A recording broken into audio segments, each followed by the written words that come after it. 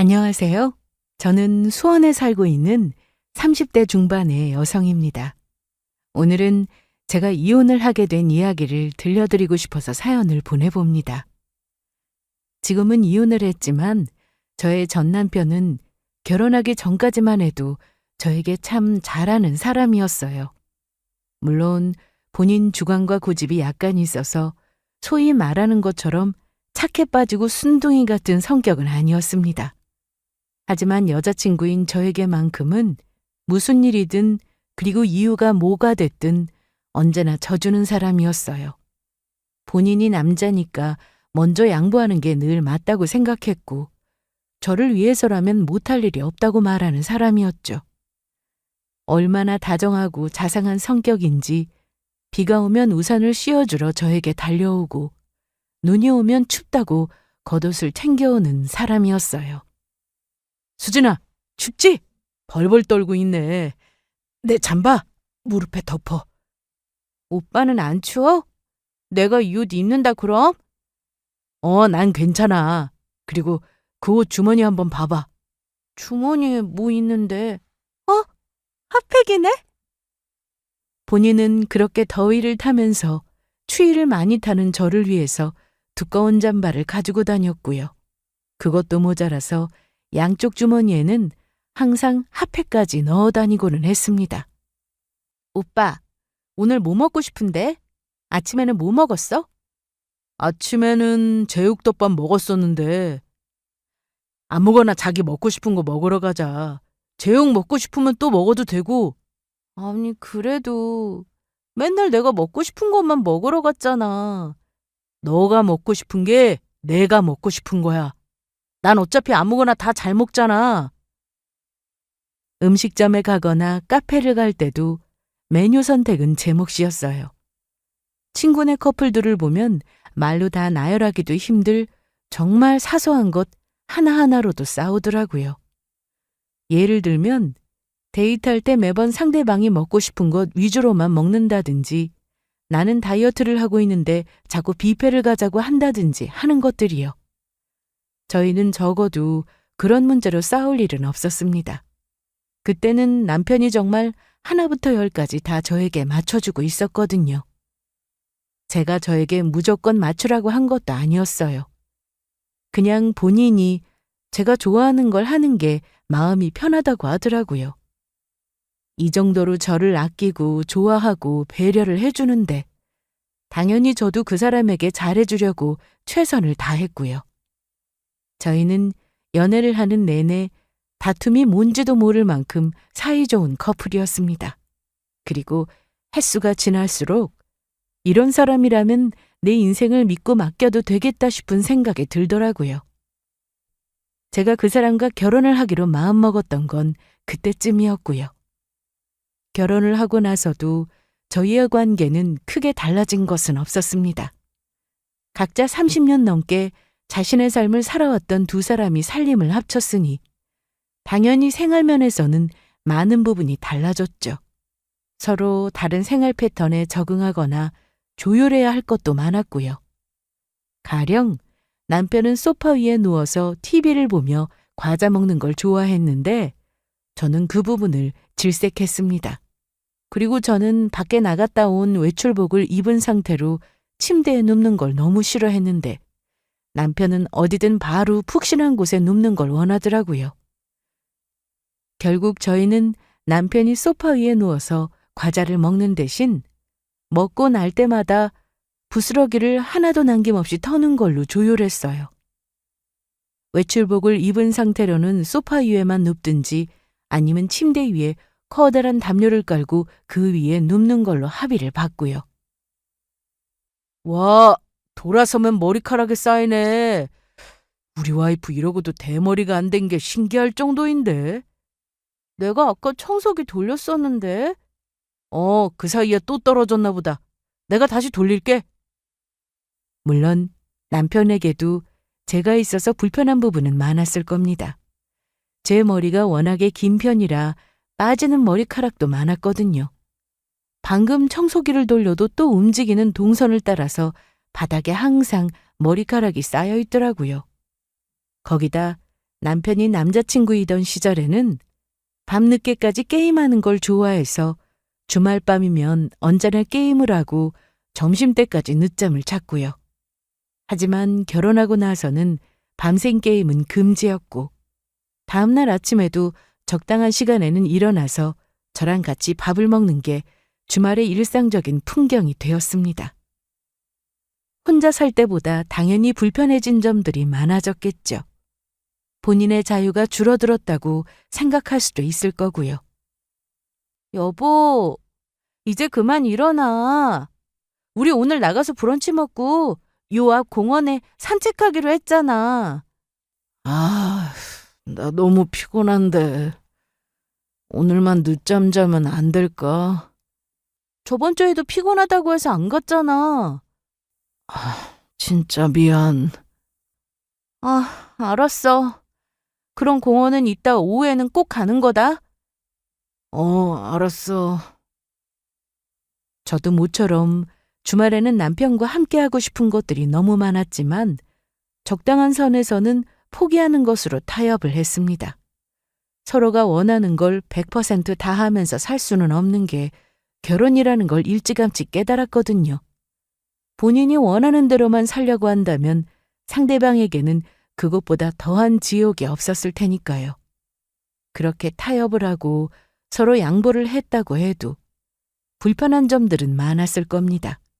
하지만 단언컨대 그 불편함들로 인해서 남편과 저의 관계가 달라진 것은 아니었어요.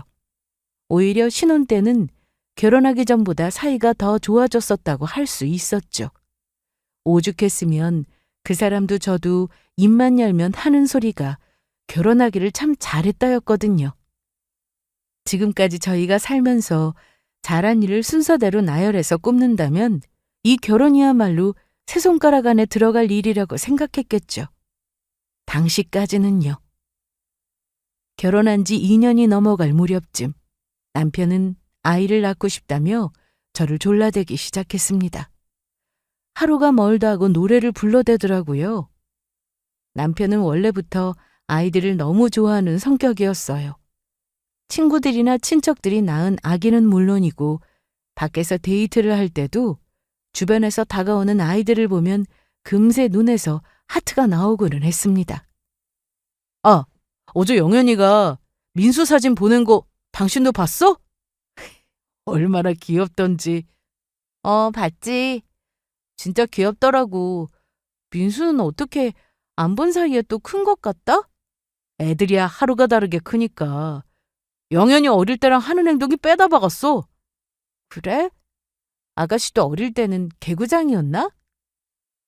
저희 시댁에는 자주 소통을 하는 가족단체 대화방이 있었어요. 시누이는 종종 그 대화방에 조카 사진을 올리고는 했습니다. 2년 전에 아들을 낳았는데 집안의 첫 아이라서 그런지 시댁 식구들에게는 더 의미가 남달랐거든요. 게다가 하는 행동도 무척이나 귀여웠고요.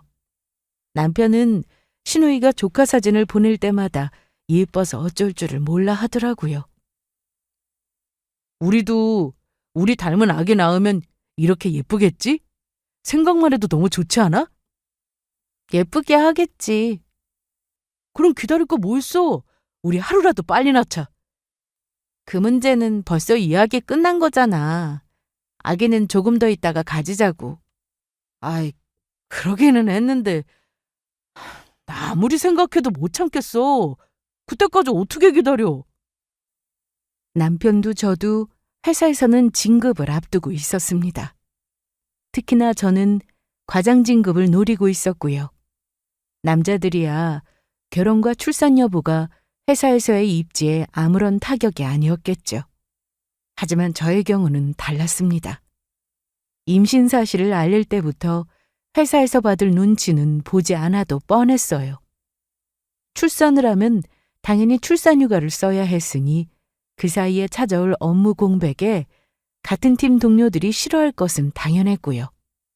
돌아오고 나서 제자리가 그대로 남아있을지도 의문이었죠. 진급에서 밀리는 것은 말할 것도 없었습니다.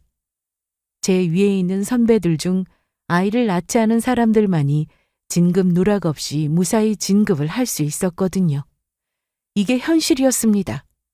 입사 초기부터 그런 회사 분위기를 알고 있었던 저는 남편과 결혼할 때부터 이미 이 문제에 관한 논의를 마쳤었어요. 아기는 제가 과장을 달고 나서 가지기로요. 당연히 남편도 그때는 무조건적으로 동의를 했던 문제였고요. 맞벌이를 하지 않겠다면 모를까 제가 아이를 낳고 집에서 노는 건 저희 둘 다 원치 않았었으니까요. 그런데 이제 와서 남편이 저렇게 다른 소리를 하는 것이었습니다. 처음 몇 번에는 그저 장난인 줄로만 알았어요. 그냥 해보는 투정 같은 거라고 생각했었죠. 그런데 그게 아니더라고요. 매일같이 아기 노래를 불러대는 남편을 보니 저도 슬슬 화가 나기 시작했습니다. 하루 나를 잡고 진지하게 물어보니 남편이 그러더라고요. 처음에는 그렇게 약속하긴 했는데 자꾸 주변에 아기 낳고 사진 올리는 친구들 보니까 너무 부럽더라. 어차피 낳을 거 그냥 좀 빨리 낳으면 안 돼? 그럼 내 진급은? 진급은 아기 낳는다고 꼭 늦춰지리라는 보장도 없고 그렇다고 하더라도 내가 다 책임질게. 어? 내가 회사에서 더 열심히 해서 돈 잘 벌어올게. 참, 자기 일 아니라고 태평하게 이야기하네. 내 커리어는 상관없어? 아니, 상관 있지. 그런 뜻이 아니잖아. 그리고 솔직히 말해서 한 살이라도 젊을 때 빨리 낳는 게 당신 몸에도 무리가 덜 갈 거 아니야. 아기는 말할 것도 없고. 난 당신도 걱정돼서 그래. 안 그래도 골골거리고 약한 편인데. 아이씨고, 이제는 내 생각해서 그런다고? 결론적으로 말해서 저희는 그 해에 결국 아기를 가지게 되었습니다. 직장을 다니고 있는 주변 지인들에게 이 문제로 많은 조언을 구했었거든요. 의견은 반반이었습니다. 어차피 가질 거라면 젊을 때 빨리 낳는 것도 나쁘지 않다는 것과 아니다. 무조건 엄마 커리어와 미래가 우선이다라는 의견이었죠. 이래저래 고민하던 저는 결국 하도 졸라대는 남편의 성화에 못 이겨 진급을 미루는 한이 있더라도 아이를 먼저 낳기로 결정했습니다. 언니, 저희 왔어요. 어서 와요, 아가씨. 어머, 어머님, 뭘 이렇게 많이 가져오셨어요? 많기는 그릇이 커서 그렇게 보이는 거지 뚜껑 열어보면 얼마 되지도 않는다. 상일이가 너 입맛이 없다고 하길래 반찬 좀 했어.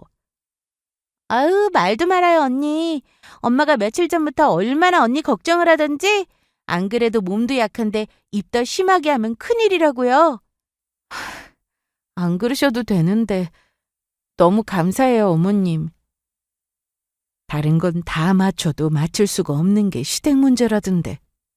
저는 그런 점에서도 참 운이 좋은 편이었습니다. 시댁 식구들 전부 다 너무 좋은 분들이셨거든요. 결혼을 한다고 인사를 갔던 그 시점부터 시어머니는 친딸처럼 저를 따뜻하게 대해주셨어요. 시집살이 같은 건 꿈에도 없을 일이었죠. 저는 친정이 멀리 전라도에 있었거든요. 임신을 하니까 제일 그리운 게 집밥이었는데 오랜 시간 차를 타고 갈 수도 없었죠. 아쉬운 대로 친정엄마가 반찬을 택배로 보내주시기는 했지만 오래 두고 먹을 수 있는 반찬이 전부였고요. 대신에 저에게는 친정엄마 같은 저희 시어머니가 있었습니다. 주말마다 이렇게 반찬도 만들어주시고 제가 좋아하는 과일이며 간식거리까지 매번 사오시고는 했어요. 나중에는 너무 죄송해서 그냥 사 먹어도 된다고 말씀드렸지만 이까짓 게 무슨 수고냐며 괜찮다고 하시더라고요. 사람 좋기는 시누이도 마찬가지였습니다. 남편과는 5살 차이, 저와는 4살 차이였던 시누이는 마치 제 친여동생처럼 저를 잘 따랐어요. 어떨 때는 저희 남편보다도 저와 나누는 이야기가 더 많을 정도였습니다. 임신하기 전에는 둘이 입맛이 비슷해서 맛있는 걸 먹으러 잘 놀러 다니기도 했고요. 같이 영화도 보고 고민 상담도 하고 시누이는 저에게 단짝 친구이자 여동생 같은 존재였습니다. 너무나도 다행스럽고 고마운 일이었죠. 남편과의 사이에도 전혀 문제가 없고 시댁 식구들과도 잘 지내니 저의 결혼 생활은 평온하기만 했습니다. 그리고 지금의 이 평화가 앞으로도 언제까지나 영원할 줄 알았고요. 거기다 그토록 바라던 아기가 태어나고 나면 이 행복은 2배가 될 거라고 생각했죠. 저희 가족 셋이서 절대로 무너지지 않을 단단한 탑을 쌓아 올리게 될 거라고 믿었고요. 하지만 제 앞에 펼쳐진 미래는 저의 소망과는 정반대로 흘러가고 있었습니다. 아기를 낳고 나서부터 남편은 점차 달라지기 시작했거든요. 저는 입덧을 거의 만삭이 되었을 무렵까지 해야 했습니다. 앞서 말씀드렸던 것처럼 몸도 그다지 튼튼한 편이 아니었고요. 그렇지 않아도 바닥이 난 체력에 입덧으로 제대로 먹지도 못하고 나니 그야말로 사람이 힘들어서 죽는다는 말이 어떤 의미인지를 알겠더라고요. 아기는 너무 소중했지만 아기를 낳기 직전에는 하루라도 빨리 나왔으면 좋겠다라는 생각뿐이었습니다. 누구는 아기가 뱃속에 있을 때가 그나마 제일 편할 때라는데 저는 뱃속에 품고 있는 게 체력적으로 너무 힘들었었거든요. 소미야, 잠 좀 자자. 맘마도 기저귀도 갈아줬는데 왜 이렇게 우니? 소미 아직도 안 자? 오늘따라 왜 이렇게 심하게 울지? 잠을 연달아 10분을 안 자. 하지만 사람들 말이 맞더라고요. 아기가 태어나고 나서도 힘든 것은 마찬가지였습니다. 그 고생을 해가며 힘들게 낳은 딸아이는 눈에 넣어도 아프지 않을 정도로 사랑스러웠어요. 하지만 그 귀여운 생명체를 키운다는 건 전혀 다른 문제더라고요. 누구는 바닥에 머리만 대면 잔다는데 우리 집 아이는 왜 이렇게 잘 생각을 안 하는지. 사람에게 하는 고문 중에 잠 안 재우는 고문이 제일 악독하다고 하더니 저는 그걸 온몸으로 직접 체험하고 있었습니다. 말 그대로 제대로 잠을 자는 날이 하루도 없으니까 사람이 정말 미치겠더라고요. 그 와중에 남편은 출근을 해야 하니 퇴근 후에 잠깐 아이를 봐주다가 새벽에 자기 바빴고요. 여보, 소미 울잖아. 좀 가봐. 이번에는 당신이 가보면 안 돼. 난 너무 피곤한데. 그나마도 새벽에 몇 번 정도는 교대를 해주겠다고 약속을 했었지만 소용이 없었습니다. 제가 아무리 흔들어 깨워도 일어나지 않는 남편은 어떻게 할 수가 없더라고요. 결국 출근을 안 한다는 이유로 새벽에도 정말 수십 번씩 일어나 아기를 돌보는 건 온전히 제 몫이었습니다. 그래도 그러려니 했어요. 나가서 일도 해야 하는 사람이니 얼마나 피곤할까 싶은 마음에요. 남편도 속으로는 저에게 미안해하고 있을 거고 그럼에도 불구하고 너무 힘들고 졸려서 정말 어쩔 수 없는 일일 거라고요. 하지만 저의 그런 배려는 저 혼자만의 착각이었습니다. 여보, 소미 좀 봐줘. 나 회사에서 급하게 회의 좀 하자고 해서. 알았어. 비록 출산휴가를 낸 상태였지만 가끔씩 회사에서 오는 업무 연락을 받아야 할 때가 있었거든요. 장기 프로젝트 같은 것들은 제 임신 날짜에 맞춰서 딱 떨어지게 끝나는 게 아니었으니까요. 그래서 저는 회사에서 연락이 올 때면 종종 작은 방에 들어가서 노트북을 켜고 화상으로 회의를 하기도 했습니다. 그때마다 남편에게 애를 봐달라고 맡겼고요. 그렇게 회의를 하고 있는데 밖에서 애 우는 소리가 너무 심하더라고요. 도대체 무슨 일인가 싶어서 저는 양해를 구하고 잠시 거실로 나갔습니다. 그랬더니 글쎄 남편이 게임을 한다고 정신이 팔려서 딸아이가 울든지 말든지 방치를 하고 있던 것이었어요. 지금 뭐 하는 거야? 소미 좀 봐달라고 했잖아. 지금까지 계속 보고 있었어. 근데 당신 아니면 애가 계속 우는데 어떡해. 뭔 소리야. 울면 애를 좀 안아주든가 업어주든가 그것도 아니면 기저귀라도 체크해보든가 해야 할 거 아니야. 게임하고 있으면서 그런 소리가 나와? 아이, 난 솜이 울면 뭘 해야 할지 하나도 모르겠어. 당신이 좀 봐줘. 회의 아직도 멀었어?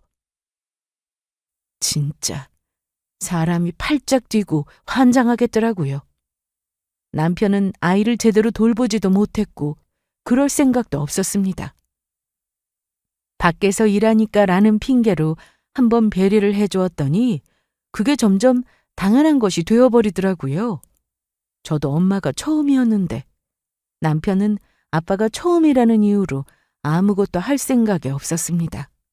그렇다고 아이는 계속 울고 있는데 잘할 의지도 없는 남편을 쥐잡듯이 잡아가며 가르칠 시간도 없었고요. 결국 소미를 케어하는 것은 전부 다 제 일이 되어버렸습니다. 그런 상황이니 제가 아이를 보는 것 말고는 정말 아무것도 할 수가 없더라고요. 그런데 남편은 그런 저에게 불만이 많았나 봅니다. 밖에 나갈 건데 설마 그러고 나갈 거야? 그러고가 어떤 건데? 아니, 옷이라도 좀 예쁜 거 입고 화장도 좀 해. 머리는 또 그게 뭐야? 잠도 제대로 못 자는데 내가 지금 화장할 시간이 어디 있어. 그리고 어디 약속 나가는 것도 아니고 겨우 집안 마트 나가는데 나더러 화장까지 하라고? 회사 동기 와이프들 보니까 애 낳고도 잘만 꾸미고 다니더라. 솔직히 당신 그거 핑계야. 자기 관리 못하는 거라고. 자기 관리? 그럼 관리할 시간이라도 벌어보게. 당신이 소미 좀 보고 있든가. 옷 사고 머리하고 올 테니까 오늘 당신이 혼자 소미 보고 있어. 아니, 뭘 또 애까지 떼가면서 그렇게까지 해. 말이 그렇다는 거지. 그렇다고 혼자서 아이를 좀 보고 있으라고 하면 꽁지를 내리고 바로 발을 빼는데 그냥 헛웃음만 흘러나왔습니다. 불만은 저렇게 많으면서 본인이 뭔가를 할 생각은 전혀 하지 않더라고요. 정말 내가 결혼하기로 했던 그 사람이 맞는지 의심스러울 지경이었습니다. 소미를 낳기 전까지만 해도 그렇게 배려가 넘치고 저를 위해주던 사람이 어떻게 이렇게 한순간에 달라질 수가 있는 건지 이해가 되지를 않더라고요. 신생아 시기는 누구나 힘드니까 시간이 지나면 좀 나아질까 하는 기대도 품은 적이 있었습니다. 남편의 태도도 저와의 관계도요. 하지만 그것도 제 착각이었어요. 남편은 여전히 아이를 돌보지 않았고 단순히 제가 집에 있다는 이유로 집안일도 뒷전이었거든요. 어려서는 애 보는 게 서툴러서 그랬다 치더라도 이제 엄마 아빠 손을 덜 타는 나이가 되었음에도 마찬가지였죠. 하는 일이라고는 온통 불평불만에 저를 향한 지적질에 짜증을 내는 것뿐이더라고요. 그렇게 시간만 흘러갔습니다. 출산휴가가 끝나고 저는 다시 회사에 복귀했어요. 소미는 어린이집에 맡기고 도와주시는 이모님이 퇴근할 때까지 아이를 봐주셨고요. 급한 일이 생길 때는 아주 가끔씩 시어머니나 시누이의 도움을 받기도 했습니다. 같은 집에 사는 남편보다 다른 곳에 사는 시댁 식구들이 오히려 더 소미를 잘 챙기는 형편이었습니다. 그리고 문득 남편의 행동이 수상쩍어진 것도 그 즈음이었습니다. 혹시 여기 놔뒀던 내 핸드폰 못 봤어? 당신 핸드폰? 내가 충전기 꽂아두느라고 안방에 놔뒀어. 뭐야, 내 폰에 왜 마음대로 손을 대?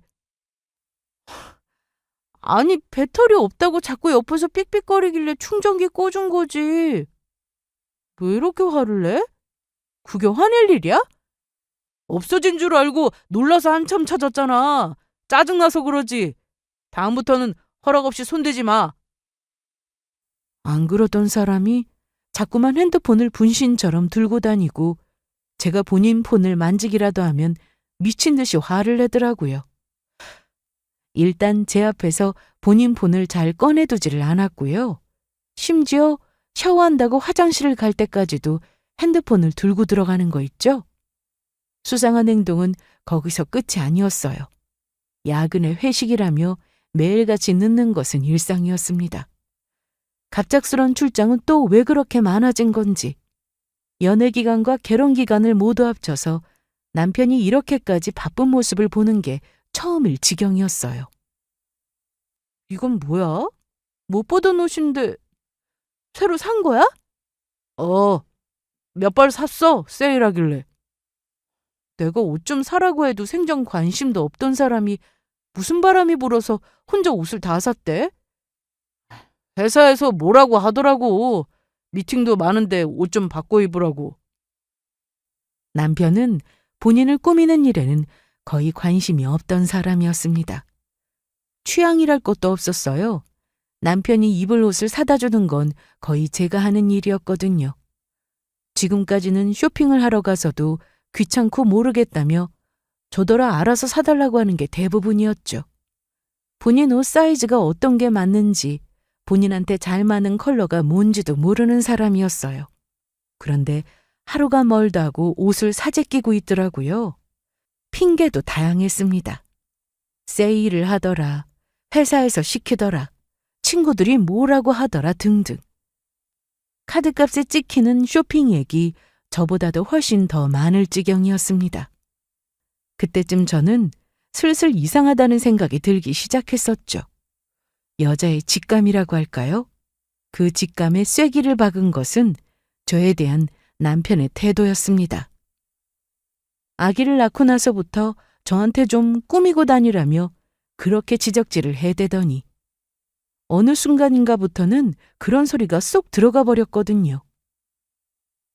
물론 저도 출산휴가가 끝나고 회사를 나가고 있었으니 예전처럼 마냥 화장도 안 하고 꾸미지도 않고 사는 것은 아니었습니다. 하지만 주말에는 여전히 소미를 보는 일이 바빠서 남의 결혼식 정도가 아니고서는 생전 꾸미고 나가지를 않았거든요. 그런데도 아무 소리 하지를 않더라고요. 정말 단 한 번을요. 머리를 안 감고 세수를 안 하고 나가도 상관이 없었습니다. 오히려 남편은 시간이 갈수록 저에게 점점 더 다정해졌어요. 마치 소미를 낳기 전에 우리가 한참 좋았던 그때처럼요. 저의 의심은 점점 짙어져 갔습니다. 그러던 어느 날 한 드라마를 보니 딱 알겠더라고요. 그 드라마 속에서 바람을 피우고 있던 남자 주인공은 저희 남편과 판박이 같은 행동을 하고 있었습니다. 정말 상상하고 싶지도 않았지만 남편의 반복되는 수상쩍은 행동들은 모든 것이 딱 한 가지를 가리키고 있었어요. 그건 바람이었죠. 일단 거기까지 생각하고 나니 더 이상은 멈출 수가 없더라고요. 아니라면 아니라는 증거라도 찾고 싶었습니다. 그렇지 않고서는 도저히 제정신으로 살 수가 없을 것 같더라고요. 하지만 증거를 찾는다는 건 생각처럼 쉬운 일이 아니었습니다. 남편 몰래 방을 뒤져봐도 카드 내역을 죄다 털어봐도 도무지 이상한 점을 발견할 수가 없더라고요. 남편 차의 내비를 몰래 확인해봐도 수상쩍어 보이는 동선 같은 건 전혀 없었고요. 작정하고 털면 증거 따위는 금방 나왔다는 건 드라마 속에서나 가능한 일 같았습니다. 일단 저도 회사를 나가고 있는 데다 평소에는 딸아이까지 도맡아 돌봐야 했으니 마냥 시간적인 여유가 많은 것도 아니었고요. 한정된 시간 내에 한정된 동선 안에서 찾으려고 하니 쉽지가 않더라고요. 남편의 바람은 심증만 있었습니다. 하지만 시간이 지나면 지날수록 저는 100% 확신했어요. 남편에게 다른 여자가 있는 게 분명했습니다. 그게 일회성이든 아니든 혹은 한 명이든 여러 명이든 무조건 있는 게 틀림없었어요. 와, 정말 병이라도 걸릴 것 같더라고요. 매일같이 사랑한다고 말하며 출근하는 남편의 뒷모습을 보면서 오늘은 누구를 만날까 상상하는 건 사람이 할 짓이 아니었습니다. 어느 날 결국 참다 못한 저는 또 못 보던 옷을 사입고 들어오는 남편을 향해 반쯤 충동적으로 물었습니다. 너 여자 있니? 무슨 소리야? 만나는 여자 있지? 언제부터야? 미쳤어? 잘 있다가 갑자기 오밤중에 무슨 헛소리야? 저도 충동적으로 물어본 이야기이긴 했지만 남편의 반응은 제 예상보다 더 격한 모습이었습니다. 아주 길길이 날뛰면서 소리까지 질러대더라고요. 외도를 인정하기는커녕 오히려 저더러 의부증에 걸린 게 아니냐고까지 하면서요. 순순히 인정하지 않으리라는 생각은 했지만 이런 적반하장은 또 예상 밖이었습니다. 그때쯤 저는 거의 한계였어요. 상대방의 외도를 알면서도 가정을 지키고 싶어서 참아줄 수 있는 사람도 있다던데 절대로 저는 그런 사람은 아니었죠. 딱 미쳐버리기 직전이었거든요. 저는 더 이상 못 참겠다며 이혼하자고 말했습니다.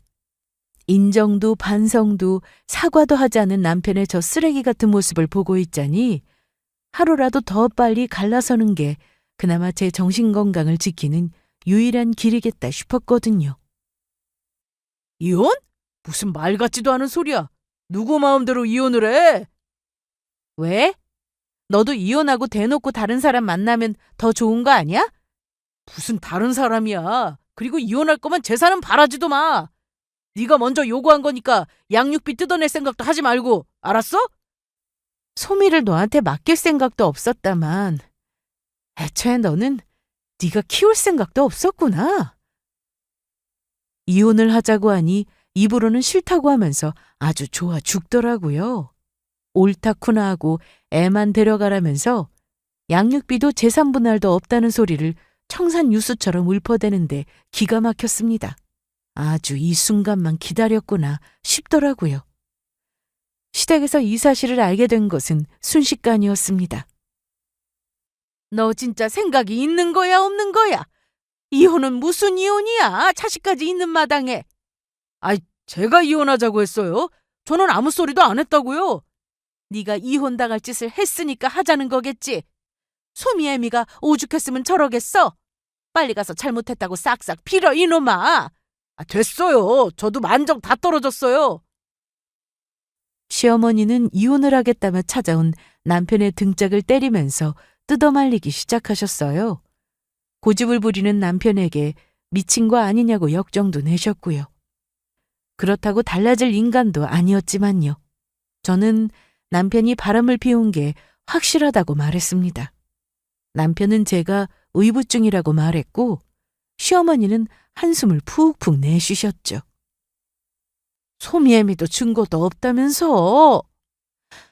바람이라고만 생각하지 말고 내가 봤을 때는 너희 둘 다 소미 낳고 감정이 상해서 그런 것 같구나. 서로 소원해진 부분이 있으면 대화로 풀어야지. 부부가 살다 보면 좋을 때도 있고 나쁠 때도 있는 법인데 그때마다 이혼하자고 하면 어떡해? 자식 생각도 해야지. 어머님, 다른 건 다 이해할 수 있어요. 그런데 바람은 아니에요. 저도 오죽하면 이러겠어요? 증거만 없을 뿐이지 확실해요. 제가 알아요. 단호한 저의 말에 신우이는 어쩔 줄 몰라하며 제 손을 꼭 잡았습니다. 언니, 괜찮아요? 오빠 진짜 제정신이래요? 소미도 있는데 무슨 이혼을 하겠다고. 기가 막혀서 정말. 난 괜찮아요. 근데 도저히 더는 같이 못 살겠어요. 시댁을 다녀온 뒤로도 저희는 한참이나 더 이혼 문제로 공방전을 벌여야 했습니다. 저는 이꼴저꼴 다 보고 싶지 않아 협의 이혼을 원했지만 남편은 제가 말한 이혼 조건은 하나도 들어줄 수가 없다고 난리를 쳐댔거든요. 제가 무리한 조건을 내건 것도 아니었습니다. 소송을 걸어도 똑같이 나올 법한 각자의 재산 분할과 아이에 대한 양육비가 전부였어요. 하지만 그 최소한도를 들어줄 수가 없다고 하니 남은 것은 소송뿐이었습니다. 문제는 확실한 증거가 없다는 것이었어요. 변호사와도 상담을 해봤지만 바람을 피웠다는 것 같다는 정황 증거만으로는 바람을 사유로 한 이혼은 어렵다는 답변을 내놓았고요. 결국 저는 이러지도 저러지도 못한 채 시간만 흘러가고 있었습니다. 그러던 와중에 신우이가 하던 샌드위치 가게가 망했다는 소식을 듣게 되었어요. 그 가게는 신우이가 다니던 회사를 나오면서 받은 퇴직금과 그동안 모아두었던 돈을 털어서 차린 회사였어요. 아이를 낳으면서 회사에서 하도 눈치를 줘서 더 다닐 수가 없었거든요. 앞으로 아이도 키워야 하니 재취업을 하는 대신에 조금 자유롭게 시간을 쓸 수 있는 가게를 차리기로 했던 거죠. 1년 전부터 가게가 어렵다는 소식은 들었었는데 제 생각보다도 훨씬 더 힘들었던 모양이었어요. 어머님께 들었는데 가게 문 아예 닫았다면서요? 아, 참, 이야기하지 말라니까 엄마는 그새 언니한테 전화를 했대요? 안 그래도 언니 머리 복잡할 텐데.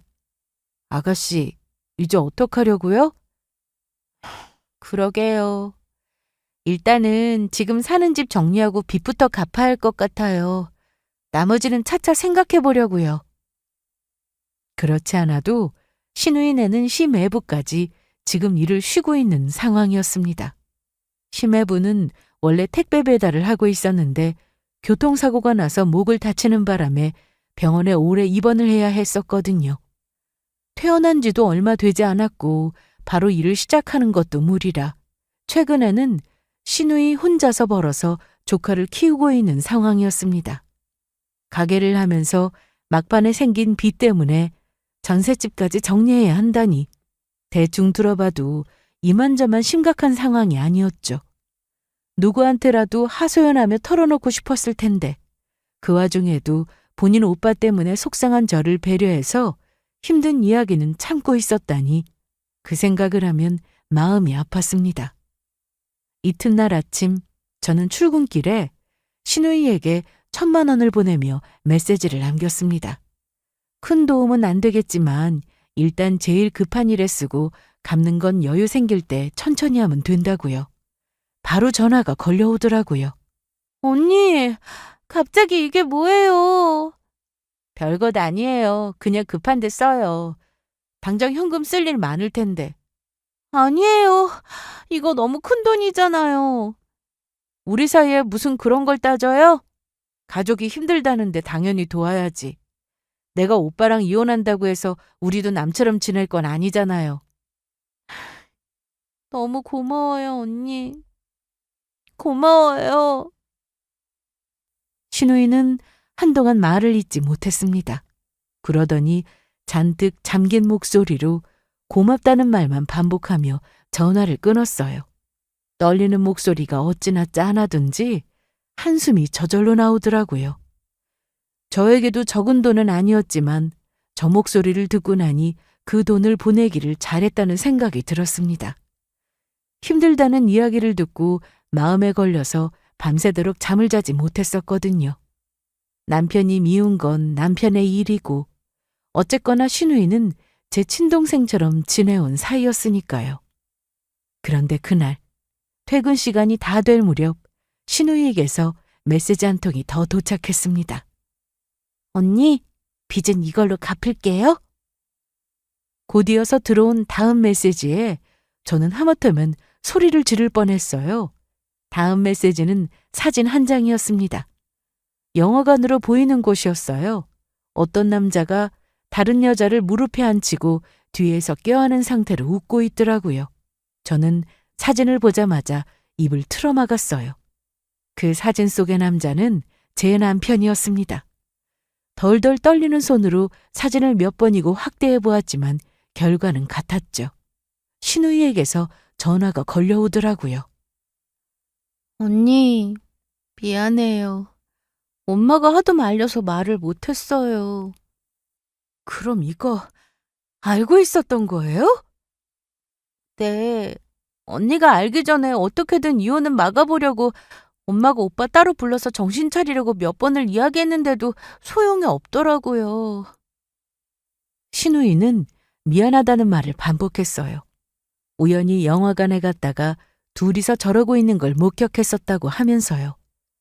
차라리 저에게 알리자고 말했지만 시어머니가 굳고 말렸다고 하더라고요.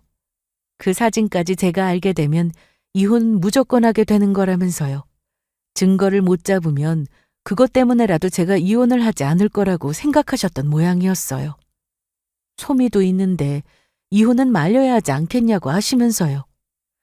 시누이는 그동안 너무 마음에 걸렸었다며 그래도 결국 이혼을 한다고 하면 저에게 알리려고 했다고 하더라고요.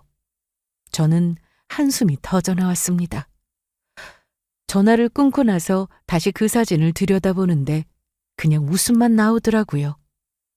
사진 속의 그 여자는 저도 아는 사람이었습니다. 언젠가 남편을 데리러 회사에 갔을 때 몇 번 마주친 적이 있었던 남편 회사 동료 여직원이었어요. 제가 얼굴을 기억하는 이유는 당시에도 어쩐지 찜찜했던 느낌이 남아있었기 때문이었고요. 회식 자리라며 사진을 찍을 때마다 남편의 옆자리 혹은 맞은편 자리에서 보이던 동료 여직원, 그리고 술 취한 남편을 데리러 갔을 때도 근처에서 저를 보며 어색하게 웃던 그 여직원. 그 모든 게 다 바람이었다니. 시누이가 보내준 사진은 그야말로 결정적인 증거였습니다. 제가 그렇게 찾아 헤맸던, 하지만 끝내 찾을 수가 없었던 바로 그 사진이었죠. 그날 저는 곧장 남편의 회사 근처로 향했습니다. 저희 회사는 5시 퇴근이었기 때문에 정시 퇴근을 하고 바로 달려가던 남편의 퇴근 시간에 맞출 수가 있었거든요. 저는 남편 회사 건물이 보이는 곳 가까이에 몰래 숨어서 남편이 나오기만을 기다리고 있었습니다. 조금 기다리고 있으니 남편이 동료들과 함께 인사를 나누며 정문을 빠져나오더라고요. 함께 가던 동료 셋과도 버스 정류장에 도착하기 전에 뿔뿔이 흩어졌고요. 그런데 정류장으로 가는가 싶던 남편이 방향을 틀어서 왔던 길을 다시 돌아가더라고요. 저는 급하게 그 뒤를 쫓았습니다. 잠시 후 골목을 몇 번이나 돌아가던 남편이 발길을 멈춘 곳은 어느 편의점 앞이었어요. 편의점 안쪽을 향해서 전화를 걸며 누군가에게 손을 흔들더라고요. 곧 편의점 안쪽에서 누군가가 뛰어나왔습니다. 그리고 남편을 향해서 안기더라고요. 그 다음은 말씀드리지 않아도 누군지 짐작이 가시겠죠? 그 여자였어요. 정문에서 남편과 인사를 나누며 반대 방향으로 갔었던 그 여직원이요. 왜 이렇게 늦게 왔어? 한참 기다렸네. 미안해. 김대리가 눈치도 없이 자꾸 한잔하자면서 쫓아오더라고. 떼놓고 온다고 시겁했어. 참, 앞으로는 김대리한테 다른 핑계 좀 대봐. 안 그래도 우리 퇴근하고 1~2시간밖에 같이 못 있는데 기다리는 시간도 아깝다. 그러게. 이사해서 반대 방향으로 간다고 할까? 알고 보니 두 사람은 퇴근하고 늘 이런 식으로 몰래 미래를 즐겨왔던 모양이었어요. 저 1~2시간이라는 건 집에 들어오기 직전에 함께 보낼 수 있는 데이트 시간이었을 테고요. 어쩐지 예전에는 누가 뭐래도 칼퇴근을 하던 사람이 요즘은 매일같이 1~2시간씩 잔업을 하고 온다고 하더라고요. 다 이유가 있었던 거죠. 상대를 알고 나니 이렇게 넘쳐나는 증거를 왜 그때는 몰랐던 걸까요? 증거를 모으자마자 저는 바로 변호사를 통해 이혼 소송을 걸었습니다. 하루아침에 이혼 소장을 받게 된 남편 놈은 기가 막힌다는 어투로 빈정대기 시작하더라고요. 앞으로 무슨 일이 벌어질지 꿈에도 모른 채로요. 기어이 이혼 소송으로 가자고? 너 진짜 자신 있어? 난 자신 있으니까 너도 얼른 변호사부터 선임해. 너 제발 병원부터 가봐. 의부증 그거 정신병이야. 언제 정신 차릴 거야? 저런 막말도 언제까지 지속할 수 있나 어디 한번 계속해봐라 싶더라고요. 상황이 역전되기까지는 그리 오래 걸리지 않았습니다. 소장에 적힌 혼인 파탄 사유인 배우자의 부정행위가 단순히 저의 일방적인 주장이 아니라는 게 밝혀졌거든요. 재판에서는 시누이가 보내준 사진과 그 밖에 제가 두 사람을 쫓아다니며 찍어둔 그 모든 사진들이 전부 증거로 인정되었습니다. 이걸 언제? 너 나 몰래 뒷조사하고 다녔어? 이 마당이 그게 지금 중요할까? 할 말이 그게 다야? 이런 걸 다 가지고 있으면서 그 연기를 한 거야? 너 진짜 소름 끼치는 여자야. 알아? 내가 이러니까 너랑 같이 못 사는 거라고. 그 모든 외도의 증거가 드러났음에도 저 인간은 끝까지 반성이라는 걸 모르더라고요. 오히려 온몸을 부르르 떨면서 저를 향해서 삿대질을 해댔습니다. 저의 이런 행동들로 인해 본인이 외도를 할 수밖에 없었음을 변명이라고 늘어놓으면서요. 그 모습을 보는데 참 별의별 생각이 다 떠올랐습니다. 한때 내가 사랑했던 사람과의 마지막 모습이 이렇게까지 더러운 기억이 될 수밖에 없다니. 어쩌다 우리가 이렇게 되어버렸나 싶더라고요. 웃기지 마. 네가 나랑 같이 못 사는 게 아니라 내가 너랑 같이 안 사는 거야. 네가 이혼당하는 거라고 나한테. 저는 양육권을 가져왔고 유책배우자가 된 남편놈은 당연히 위자료와 양육비를 지급할 의무를 가지게 되었습니다. 재산분할은 당연했고요. 한 푼도 줄 수가 없다고 발작을 해대던 모습은 어디로 가고 그제서야 우는 소리를 해대면서 깎아줄 수 없냐는 둥 양육비가 과하다는 둥 헛소리를 해대더라고요. 나중에 알게 된 사실이었지만 남편놈이 바람을 피우기 시작한 것은 제가 소미를 낳고 제 반년도 지나기 전이었어요. 아이를 낳고 너무 관리를 안 하는 모습에 정이 떨어졌고 그 사이에 다른 여자를 보면서 마음이 흔들렸다. 이게 그 인간의 마지막 변명이었습니다. 참 뭐라고 해야 할지 할 말이 없더라고요. 그냥 뭐라고 할 가치도 없다 싶었습니다. 배 갈라가며 제 자식을 낳은 와이프에게 관리 운운하며 바람을 피웠다는데 더 이상 무슨 할 말이 있겠어요? 소송이 끝난 직후 시어머니는 저에게 미안하다는 말씀을 하셨어요. 그냥 이혼만은 막고 싶어서 그랬다고 우시더라고요. 어떤 마음이신지는 알 것 같아서 저도 그냥 고개를 끄덕였습니다. 신우이와는 그 뒤로도 종종 연락을 하고 있어요. 가끔씩은 저를 찾아와 함께 데이트를 하기도 하고요. 둘 다 전 남편 놈의 이야기는 최대한 언급을 피하면서요. 그래도 딸아이의 아빠인지라 아예 연락을 끊는 건 불가능한 일이더라고요. 남편 놈은 몇 달에 한 번 정도 딸아이를 만날 때 저를 찾아오고는 합니다. 그 여자와도 헤어졌다고 하더라고요. 참, 상간녀 소송을 당하면서 그 여자는 회사도 관뒀었다고 했고요. 회사 내에도 소문이 쫙 퍼져서 더는 고개를 들고 다닐 수가 없었다고 하더라고요. 저의 이야기는 여기까지입니다. 들어주셔서 감사합니다.